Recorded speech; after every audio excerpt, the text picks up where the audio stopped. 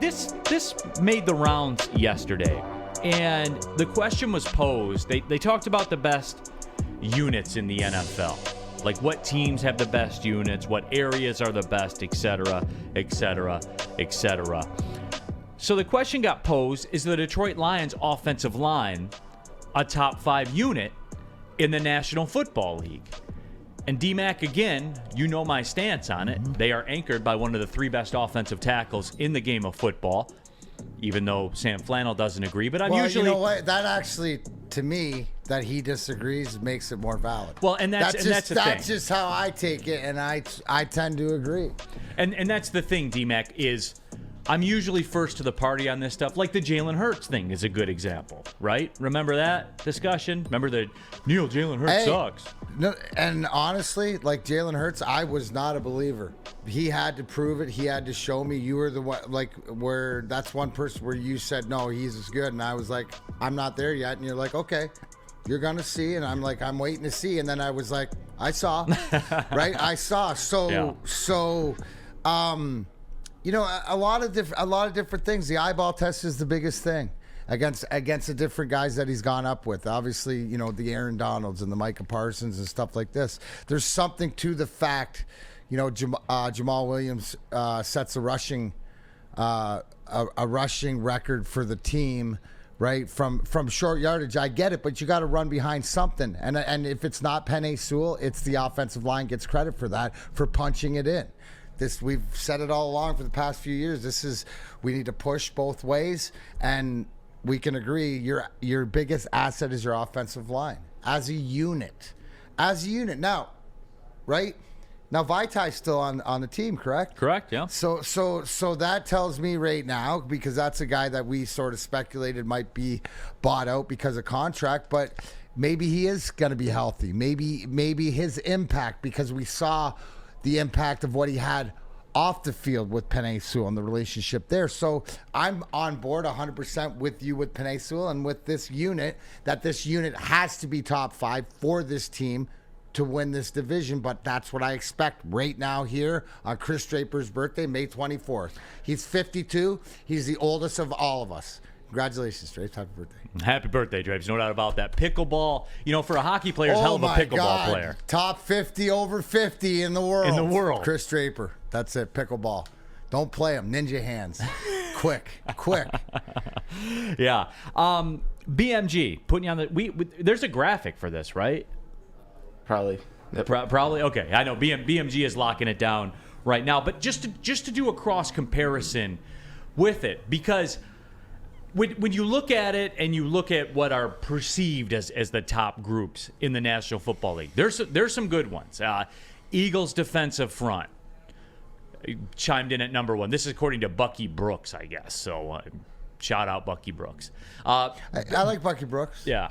I mean, like, and this goes to what I always say: don't tell me what, tell me who. So if this is a guy that you tend to listen to as far as prognostication, yeah, he's out there. So Bengals wide receivers at 2, the 49ers linebacking core at number 3, the Lions offensive line at 4, and the Dolphins secondary at number 5. And you know, obviously they've had some big time additions to their secondary, but D-Mac, I think that the Lions' offensive line is as good as any of those other groups. Now, truth be told, if you were going to boil it down, I think player for player, like the Bengals' wide receiving core is so good they can't keep everybody.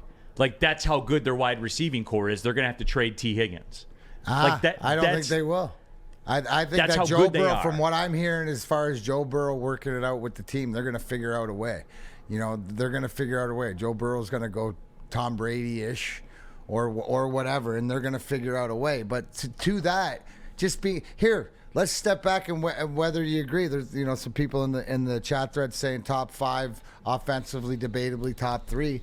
But when you look at that right there, the Detroit Lions offense does not look out of place. No, it does. It does not look out of place with that list. Now, with great expectations, come great responsibility. Absolutely. Yeah. So, but. Again, if you want to look at the 30,000-foot view of what the country thinks of your offensive line, that would be more the norm. And for me, that is interesting. You brought it up from that perspective because that was exactly where I was driving at. Is when you do look at that list, the Detroit Lions offensive line, I can make a case that they are as good as any group on that list. Maybe again, I would nudge towards the Bengals receiving core because they are. And here's where I'm at. I don't think my fandom. Not in a position to argue. Just the fact that I'm in the conversation is good enough for me right now until they go out and prove it, right? How can you argue against the Philadelphia defensive core, right? That had gone to the Super Bowl and whatever. How can you argue against the talent? Like all those units. Wow. This just tells me that I think that if Detroit's up there for the offense with everybody else, that they are highly. The expectations aren't out of reach of what we're expecting here because it's the same way across the league. And when you're Sam Flannel and you think that Penei Sewell's mid and doesn't have that much of an impact on an offensive line. Now, Sam, I'm busting your balls a little bit here, but seriously though, who puts that over the top? Why are they getting this shine now? Because of the arrival of one man. Well, of course it was Penei Sewell who really put this offensive line to the almost elite level which they're at. I'll tell you what, one thing that I noticed when I saw Bucky Brooks's list is that there's no offensive line unit rated above the Detroit Lions according to him. I still think the Eagles' offensive line is better, but that's neither here nor there. If this Detroit Lions offensive line performs as the number 4 unit in all of the NFL for the 2023 season, that will mean that Penei Sewell, I think, will have taken that leap to being in the same conversations with guys like Trent Williams or approaching that level. And if that offensive line performs like the best offensive line in the NFL, what are we talking? 12 wins, division title, playoff win, maybe multiple playoff wins? That would be huge for this team. I still don't think they're quite there yet, but I think their ceiling as an offensive line is the second best in the NFL, and their floor is like 5th. It's going to be an elite unit. WoodwardSports.com chat thread. Mike says Flannel thinks that Penei is mid, but Adam had Penei Sewell on bust alert on his rookie season. He didn't really, did he? I can't confirm nor Mike deny G keeps receipts, though. He very might be correct in that Adam said that. I can't confirm nor deny that. And I never said Penei Sewell was mid. I'm just not ready to call him Trent Williams, Orlando Pace, or if Jesus and Trent Williams had a baby, it'd be Penei Sewell yet, like you, Neal Ruhl. Well, they're going to end up in the same building when their career's over. Well, Trent Williams and Orlando Pace Orlando Pace is already there. Trent Williams is Penei Sewell. We still have to see. They're all on the same highway, and they're all getting to the same cabin to go on vacation. I'll tell you what, I think you're a little over the top on that, but I would tend towards you're going to be right, for real. So then you don't think I'm over the top. If you agree, you can't say I'm over the top, no, Sam Flannel. You're agreeing with what I'm saying. You said Penei Sewell's gold jacket you said that after his rookie year already. That's a little crazy. No, he said he was stitching. You never said, you said that the material I said that they should get a jump on inflation and start making it now. You said, and then you continued is that, wow, they've got it. It looks like it's a 52 large or whatever. 52 wide. Like you've been knitting the jacket. He hasn't given him the jacket.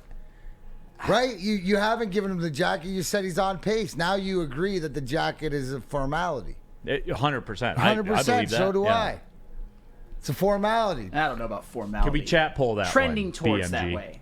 Right here, right now, is Penei Sewell a gold jacket? Right here, right now. And BMG will put it out there to the people. And... yeah, Mike says, I do keep receipts. Adam had him on bus camp. It was the craziest thing I ever heard on Woodward Sports. Next to Maz's bowling stories. You know what Neal, you know what it might have been, and this turned out to be a false narrative. Remember there was a little bit of concern that Penei Sewell was going to be moved to right tackle? I think that might have fueled that narrative by Adam, but obviously he succeeded. He's been great. Yeah. What goes bump in the night said, Neal said, get the jacket ready the day he was drafted. Ha. I did not say that. I said that after the Rams game when he squared up with Aaron Donald. You were saying get the stitching and get ahead of the curve. Yeah, materials are only going to be more expensive. Yes. Will it be cheaper? I keep receipts too. Yeah, D-Mac, will it be cheaper to make a gold jacket today or 12 years from now? Today. Like we know that, right? Today. For something you know you have to do, lock it in now. That's all I'm saying, D-Mac. I don't think that's unrealistic.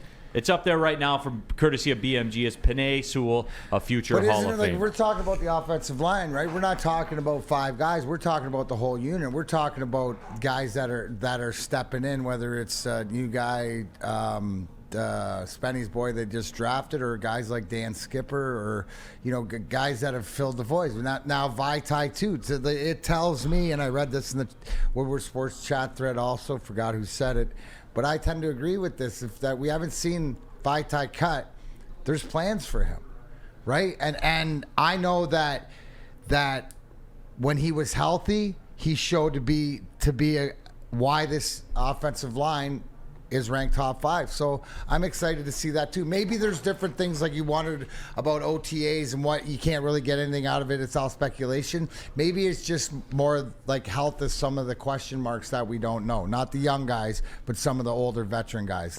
And maybe Vaitai's one of those ones that we can find out where he's at right now.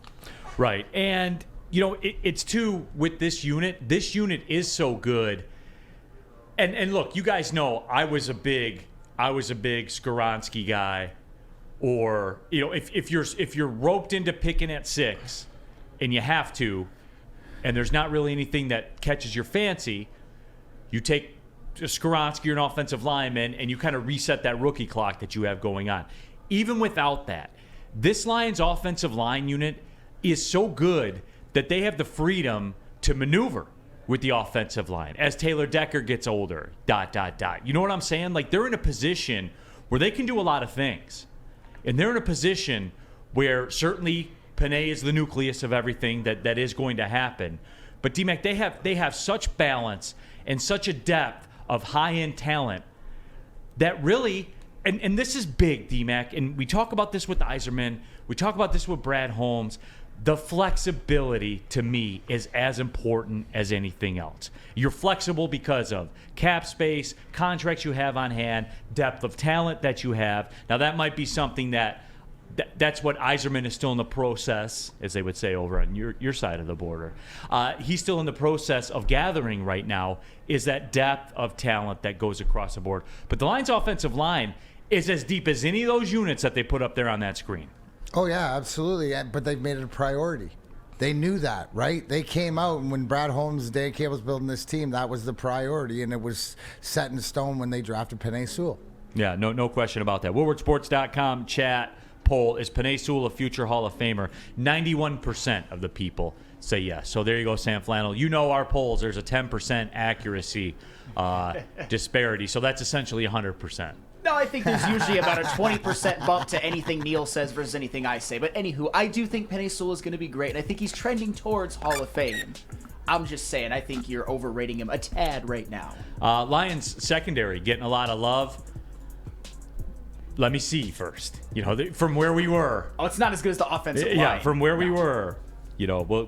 Let me see first. Let's see, and you got to give them a minute too. By osmosis, it's going to be better. Well, no doubt. But I'm saying you got to give them a minute to gel, and yeah. maybe that's what they're working on now. And let me tell you this, a little behind the scenes when it comes to, OTAs are working out in the summertime. When guys are excited, they want to get together. Like for us in the summertime, when we get back together, it'd be you go work out. Skate, whatever, during the morning. By 1 o'clock, you'd be on the golf course with the guys, getting ready, and that's that camaraderie. So I feel that especially coming out in all the different units, but especially coming out of the secondary, because there's some guys here that want to prove and want to turn this secondary into an elite unit. Right, and have something to prove, and have bags to go get, Neal. Right, and that's bunch of bag men on the back end. So go out there and earn those bags. Yeah, and you guys on 1-year contracts, and that's perfect.